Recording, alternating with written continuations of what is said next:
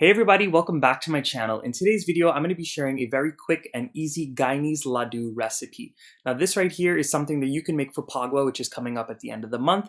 And for the rest of March, I'm going to try to share some more sweets recipes as well as some vegetarian recipes. This preparation of making Ladoo actually uses the hard or the crunchy mithai that you fry up very crispy, then you grind it up and you bind it together with some spices and a sugar syrup.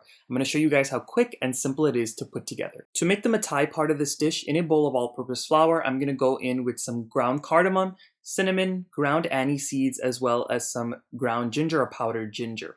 And once you get those spices in there, you are also going to go in with some white sugar. And once you've added in those spices and you give them a very good mix, you're going to go in with some unsalted butter and you're going to mix that in well until this mixture resembles sandy crumbs.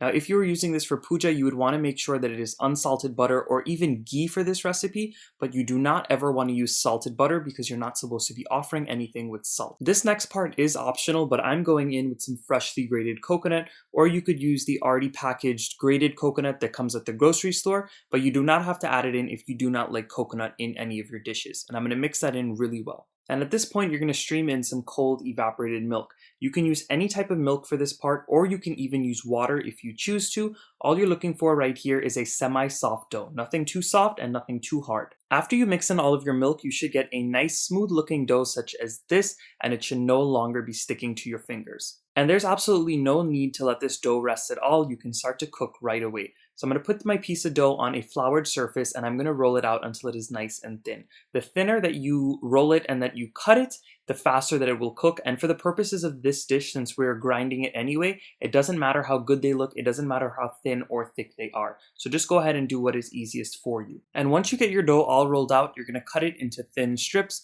Remember what I was saying before, the thinner that you cut them, the faster that they will fry. So I'm going to continue cutting all of these until I have them all cut, and then I will start the frying process. I cut all of my pieces of mithai and I had my oil heating on a medium heat. And once it comes up to temperature and it's a little hot, you're going to go in with your mithai pieces. Remember, when you are making the crunchy version of mithai, you have to make sure that the heat is not too high, because if it's too high, then they will cook on the outside and be soft on the inside. And if it's too low, they won't really cook that much at all. So I'm going to leave them here. It's going to take about 5 to 6 minutes for them to fry out really well and get nice and crispy, and then we will remove them from the oil. A great indication to see that your mithai pieces are done frying is that when you see the bubbles start to slow down in the pot, that's how you know that there's no more moisture left and that they have fried very, very crispy. So I'm going to remove them from the oil and put them in a bowl that I've lined with a paper towel. I finished frying all of my mithai, so the next part of this process is to actually grind up all of these pieces. I'm going to use my Vitamix, or you can use any food processor to crush it. And after crushing it, you should be left with some fine crumbs such as this.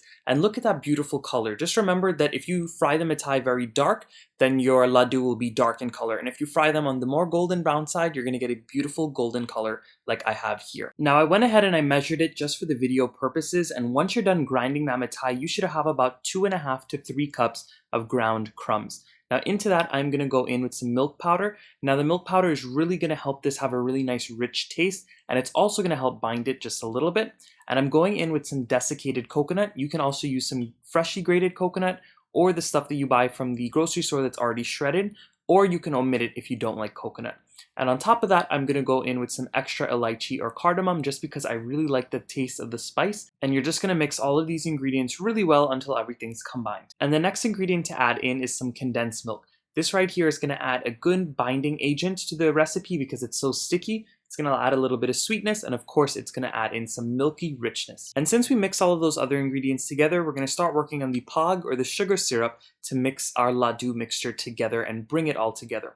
So in a little pan, I'm going in with some granulated sugar as well as some water, and I'm going to allow this to boil for just about 5 to 6 minutes on a medium-high heat until it gets to a one-thread texture. My mixture's been boiling for about 5 minutes at this point, and once you see that it's boiled down and you see it start to get thick, you're going to want to go ahead and take some from the spoon, make sure you blow on it or something to cool it down a bit, and when you put it in between your fingers and you rub it and you pull, you should see a one-thread consistency or one thread of sugar coming out.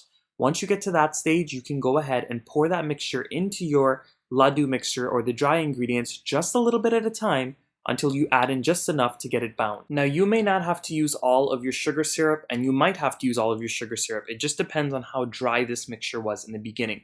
But once you can squeeze it in between your fingers and form it into a nice ball, that's how you know to stop. Remember, do not add in too much, or else they will not form perfectly into balls and harden up later on. And the way that you roll out these ladoos into balls is very, very simple. All you need to do is scoop out a little portion. I used about a tablespoon portion because I don't want them too big or too small. And basically you're going to squeeze it in between your fingers really, really well so this way it's compacted, and then you can roll it in between your hands just to make them into balls.